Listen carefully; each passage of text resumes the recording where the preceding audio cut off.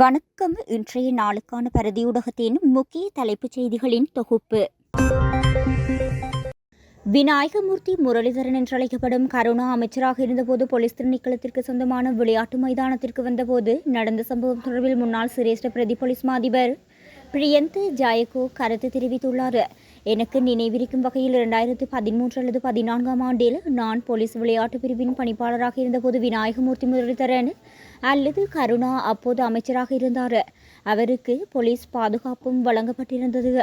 அவர் மாலை வேளையில் ஒரு பெண்ணுடன் போலீஸ் விளையாட்டு மைதானத்திற்கு உடற்பயிற்சிக்காக நடப்பதற்கு வருவார். அவர் இருபுறமும் பாதுகாப்பு பிரிவினரை வைத்துக் கொண்டு நடக்கும்போது அந்த மைதானத்தில் விசேட திறமைகளை வெளிப்படுத்திய ஒரு போலீஸ் தடகள வீரரான உதவி போலீஸ் அத்தியட்சகர் போதிஜி 1990ஆம் ஆண்டு தமிழீழ விடுதலை புலிகள் கிழக்கு கைப்பற்றிக் கொண்ட போதும் போலீஸ் நிலையங்களில் உள்ள போலீசாரை சரணடையுமாறு கூறினார். ஆனால் போதிஜி சரணடைய முடியாது என்று கூறியவர், அவர் சார்பாக நாம் இன்னும் போலீஸ் விளையாட்டு விழாக்களில் சவால் கிண்ணம் ஒன்று வழங்கப்படுகின்றது. அவர் கண்டி புனித அந்தோனியார் கல்லூரி உருவாக்கிய ஒரு திறமையான தடகள வீரர். விநாயகமூர்த்தி முரளிதரன் அல்லது கருணா அம்மான் போலீஸ் மைதானத்தில் குறித்த பெண்ணுடன் நடைபயிற்சி செய்யும் போது அங்கிருந்த மற்றொரு அதிகாரியின் அருகில் வந்து இவ்வாறு கூறினார். கிழக்கில் நிராயுதபாணியாக இருந்த 674 போலீசாரை கொலை செய்வதற்கு தலைமைத்துவம் வழங்கி போதிஜி போன்ற ஒரு திறமையான ஒரு வீரரை கொன்ற கொலையாளி கருணா அம்மான் என்ற போலீஸ் பாதுகாப்புடன் போலீஸ் விளையாட்டு மைதானத்திலேயே நடந்து திரியும் போது எனக்குள் பாரியதொரு ஆக்ரோஷம் ஏற்படுகின்றது. இதனை நான் எவ்வாறு பார்த்து கொண்டிருப்பது என்று அவர் மிகவும் உணர்ச்சி வசப்பட்டு என்னிடம் கூறினார். அந்த படுகொலைகளுக்கு முழுமையான தலைமைத்துவத்தை வழங்கிய கருணா இந்நாட்டின் அமைச்சரானார். அதேபோல் இதில் 2வது இடத்தில் இருந்த சிவனேசத்துறை சந்திரகாந்தன் பிரதி அமைச்சரானார். அவர் கிழக்கு மாகாணத்தின் முதலமைச்சராகவும் இருந்தார். எனவே இவ்வாறானதொரு துரதிருஷ்டவசமான சூழ்நிலையை தவிர இன்று வரை இந்த மனித பேரளவு கொலைகள் குறித்து விசாரணை எதுவும் நடந்ததாக எனக்கு தெரியவில்லை என குறிப்பிட்டுள்ளார். அரசியல்வாதிகள், அரசு அதிகாரிகள் உள்ளிட்ட 500க்கும் மேற்பட்டவர்கள் தொடர்பில் விசாரணைகள் ஆரம்பிக்கப்பட்டுள்ளன. நாடு முழுவதும் 500க்கும் மேற்பட்ட நபர்களின் சொத்துக்கள் மற்றும் பொறுப்புகள் தொடர்பாக லஞ்ச ஊழல் மோசடி தவிர்ப்பு விசாரணை ஆணைக்குழு விரிவான விசாரணைகளை ஆரம்பித்துள்ளது. ஆணைக்குழுவிற்கு கிடைக்கப்பெற்ற முறைப்பாடுகளுக்கு அமைவாகவே இந்த விசாரணைகள் முன்னெடுக்கப்பட்டு வருகின்றன. இவ்வளவு பெரிய எண்ணிக்கையிலான நபர்களுக்கு எதிராக ஒரே நேரத்தில் சொத்து விசாரணை ஆரம்பிக்கப்பட்டிருப்பது இதுவே முதல் முறை என ஆணைக்குழுவின் உயரதிகாரி ஒருவர் தெரிவித்துள்ளார். சொத்து விவரங்களை சமர்ப்பிக்க வேண்டிய உத்தியோகத்தர்கள் பிரிவில் அண்மையில் ஊடகவியலாளர்களும் கப்பல் துறை ஆவணப்பணிப்பாளர்களும் உள்வாங்கப்பட்டிருந்தனர் என்பதும் குறிப்பிடத்தக்கது. 2023ஆம் ஆண்டின் 9ஆம் இலக்கு ஊழல் எதிர்ப்பு சட்டத்தின் 80 பிரிவின்படி சொத்து மற்றும் பொறுப்புகள் பற்றிய பிரகடனங்களை சமர்ப்பிக்க தவறும் நபர்களுக்கு அபராதம் விதிக்க அல்லது ஓராண்டிற்கு மேற்படாத சிறை தண்டனை வழங்க நீதிமன்றத்திற்கு அதிகாரம் உள்ளதாக லஞ்ச ஊழல் ஆணைக்குழு சுட்டிக்காட்டியுள்ளது. நீர்கொழும்பு சிறைச்சாலையில் அண்மையில் இடம்பெற்ற மோதல் சம்பவத்தில் உயிரிழந்த சிறைச்சாலை அதிகாரிகளின் குடும்பங்களுக்கு 20 லட்சம் ரூபாவுக்கும் அதிகமான நட்டஈடு வழங்குவதற்கு தீர்மானிக்கப்பட்டுள்ளதாக சிறைச்சாலை திணைக்களம் அறிவித்துள்ளது. இது தொடர்பாக முன்வைக்கப்படும் விமர்சனங்களுக்கு பதிலளிக்கும் போதே அவர் மேற்கண்டவாறு விளக்கம் கொடுத்துள்ளார். உயிரிழந்த அதிகாரிகளின் அனைத்து இறுதிக்கிரியைகளும் சிறைச்சாலைகள் திணைக்களத்தின் முழுமையான செலவிலேயே மேற்கொள்ளப்பட்டுள்ளன என்றும் அவர் சுட்டிக்காட்டியுள்ளார். மேலும் பாதிக்கப்பட்ட குடும்பங்களுக்கு தேவையான ஏனைய உதவிகளை வழங்குவதற்கும் திணைக்களம் உரிய கவனம் செலுத்தி வருவதாகவும் இதன்போது அவர் சுட்டிக்காட்டினார். அவர்களில் 3 கொழும்பு தேசிய வைத்தியசாலையின் தீவிர சிகிச்சை பிரிவில் அனுமதிக்கப்பட்டுள்ளனர். இவர்களுக்கான நட்டஈடு மற்றும் இதர உதவிகள் குறித்தும் சிறைச்சாலைகள் திணைக்களம் கவனம் செலுத்தி வருகின்றது. நீர்கொழும்பு சிறைச்சாலையிலிருந்து வேறு சிறைச்சாலைகளுக்கு மாற்றப்பட்ட கைதிகளின் நீதிமன்ற நடவடிக்கைகளை காணொலி தொழில்நுட்பத்தினூடாக மேற்கொள்வதற்கு சிறைச்சாலைகள் திணைக்களம் தீர்மானித்துள்ளது.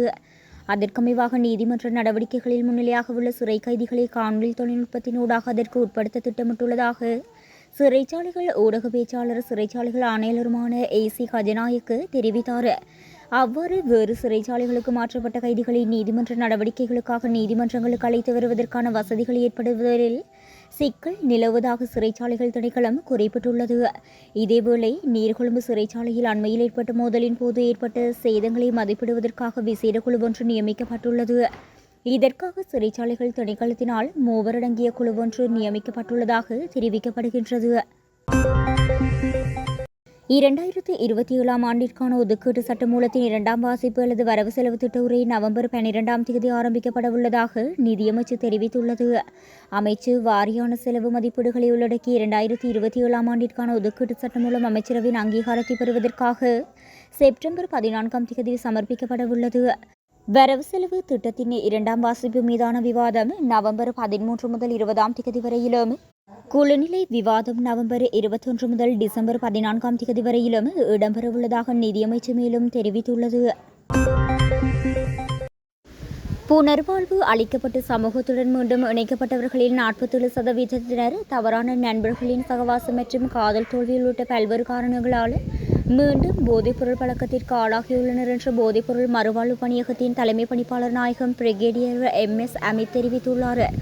போதைப்பொருள் மறுவாழ்வு பணியகம் மற்றும் அபாயகரமான மருந்து பொருட்கள் கட்டுப்பாட்டு வாரியம் இணைந்து நடத்திய அண்மை ஆய்வின்படி புனர்வாழ்வு பெற்றுச் சென்றவர்கள் மீண்டும் போதைப்பொருள் பயன்படுத்தியதற்கான காரணங்களை பகுப்பாய்வு செய்தபோது பல முக்கிய விடயங்கள் கண்டறியப்பட்டுள்ளது.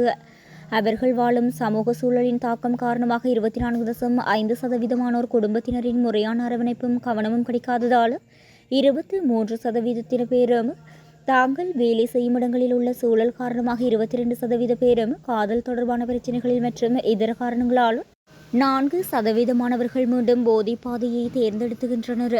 இந்த ஆய்வின் மற்றொரு முக்கிய கண்டுபிடிப்பாக பெரும்பாலானவர்கள் தங்களின் 11 முதல் 13 வயதுக்கு இடைப்பட்ட பள்ளி பருவத்திலேயே முதலில் புகையிலை, சிகரெட் மற்றும் பீடி போன்றவற்றிற்கு அடிமையாகி பின்னர் கடுமையான போதைப் பொருட்களுக்கு மாறியுள்ளனர்.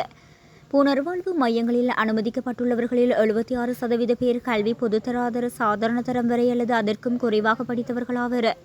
இதன் காரணமாக பிள்ளைகளை சாதாரண தரத்துடன் நிறுத்திவிடாமல் அவர்களை உயர்கல்வி நோக்கி ஊக்குவித்து வழிநடத்த வேண்டிய பெரும் பொறுப்பு பெற்றோர்களுக்கும் ஆசிரியர்களுக்கும் சமூகத்துக்கும் உண்டு.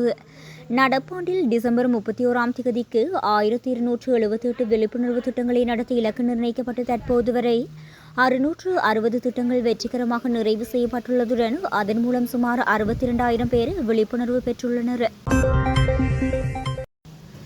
நாட்டின் சிறையமைப்பில் நிலவும் கடுமையான நெரிசலை குறைக்கும் பொருட்டு 70 வயதுக்கு மேற்பட்ட கைதிகளையும் விசாரணைக்கு கைதிகளையும் விடுவிப்பது குறித்து அரசாங்கம் ஆராய்ந்து வருவதாக பொது பாதுகாப்புத்துறை பிரதியமைச்சரும் சட்டத்தரணியுமான சுனில் வட்டகல தெரிவித்துள்ளார். சிறை நெரிசலை குறைக்க எடுக்கக்கூடிய நடவடிக்கைகள் குறித்து அரசாங்கம் நடத்திய உள்ளக கலந்துரையாடலின் போது இந்த முன்மொழிவு வைக்கப்பட்டுள்ளதாக தெரிவிக்கப்படுகின்றது.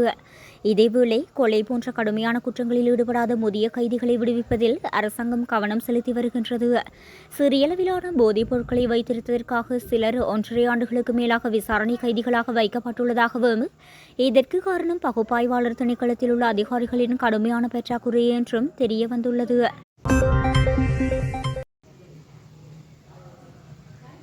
தனது 45வது பிறந்த நாளில் வயதான தந்தையை அடித்தே கொன்ற மகன் தொடர்பில் தகவல் ஒன்று வெளியாகியுள்ளது.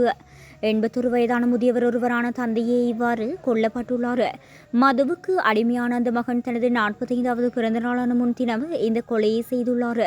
மாத்தறை பொது மருத்துவமனையின் சட்ட வைத்திய அதிகாரி நடத்திய பிரேத பரிசோதனையில் மார்பு மற்றும் அடிவயிற்றில் ஏற்பட்ட கடுமையான காயங்களே மரணத்திற்கு காரணம் என்பது தெரிய வந்துள்ளது.